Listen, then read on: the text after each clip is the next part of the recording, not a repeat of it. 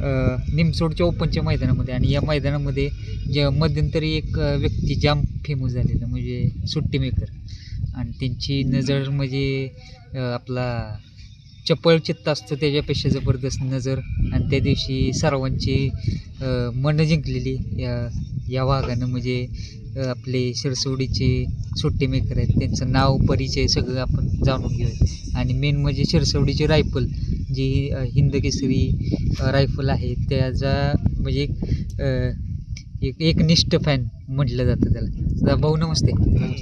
काय सांगशील, पहिल्यांदा परिचय करून दे तुझं. माझं नाव दीपक भंडारे, मी राहणारे रवे.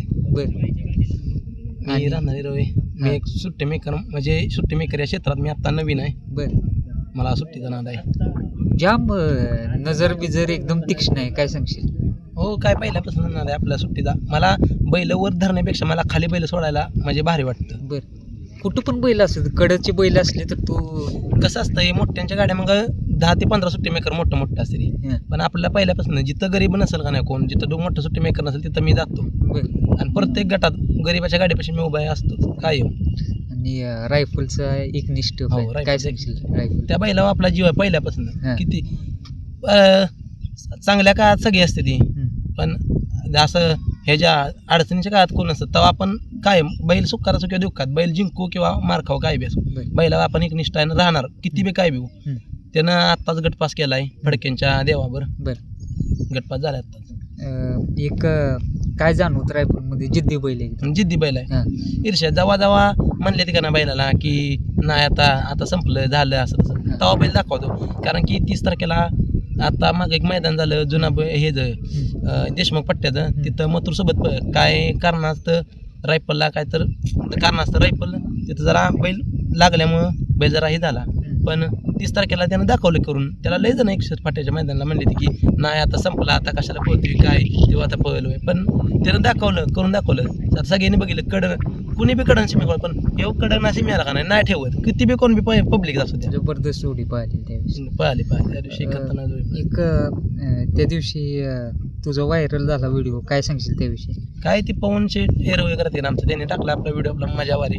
त्या व्हिडिओला एकदमच व्हायरल झाला जास्त.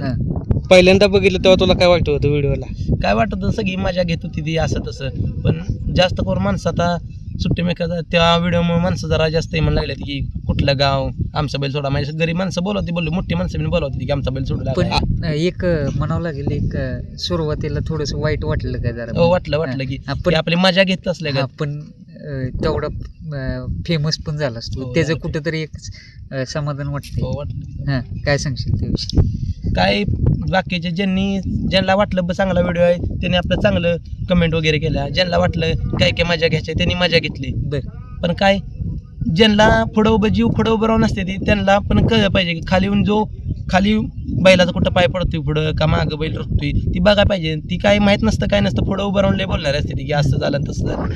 जेव्हा होऊन आपण बैलापाशी जर सुटताना बैल उभं असतात तेव्हा कळतं की त्याला की आपला बैल एक चुकी बी किती पण माग पुढे भले 1 नंबर करू द्या, पुट्टीच्या पुढं पाय पडला तर त्याला शेवट नंबर भेटतो. सगळ्यात महत्वाचं म्हणजे तू वाकून पाय बघू होता की खोंडाचा पाय पुढे पडतो, खोंडाचा पाय पुढे पडतो. झेंडा पंचाचा झेंडा पंच मी 4 बाजूला लक्ष ठेवतो. झेंडा टाकतोय का, कुठला बैलाची गाडी पुढे आहे बघतो. मग त्यानंतर मग सुट्टी मेकरला सांगतो गाडी पुढे घे, मागं थांबव.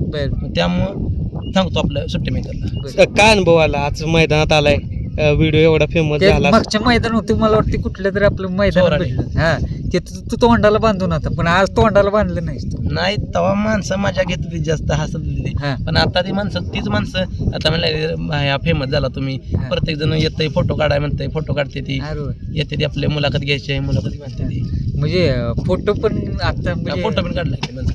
बरं म्हणजे जाम व्हायरल. जवळपास तुला माहीत नसेल, एक 2.5 मिलियन जणांनी व्हिडिओ बघितला, म्हणजे एक साधारणतः 25 लाख जणांनी व्हिडिओ तुझा पाहिला. काय कसं वाटलं त्यावेळेस?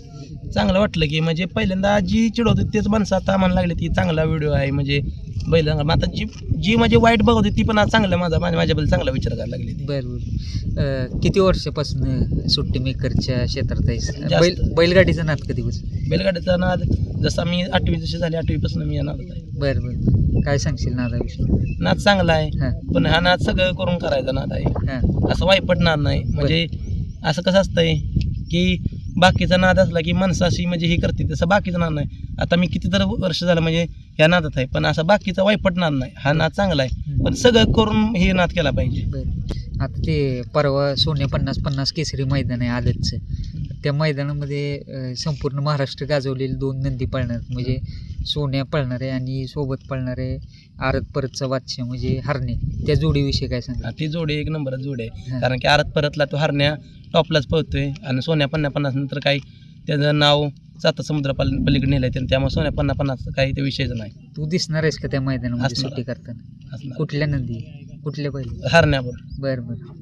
म्हणजे खाली जाणार तू जाणार 100%. तिथेच बघायला सुट्टी कशी जाणार. होते काय होते? 100%. बरं. एक शुभेच्छा राहतील तुझ्या करिअरसाठी. आणि काय म्हणजे आता पुढं काय बघतोय? पुढं काय काय ध्येय काय मनामध्ये? हे सुट्टी मेकर सुट्टी मेकर झालाच की आता तू. नाही, मोठा सुट्टी मेकर व्हायचा. हां, कुठेतरी बाबा आपलं उदाहरण दिलं पाहिजे कोणी, असं की बाबा ह्याच्यासारखं बनायचं.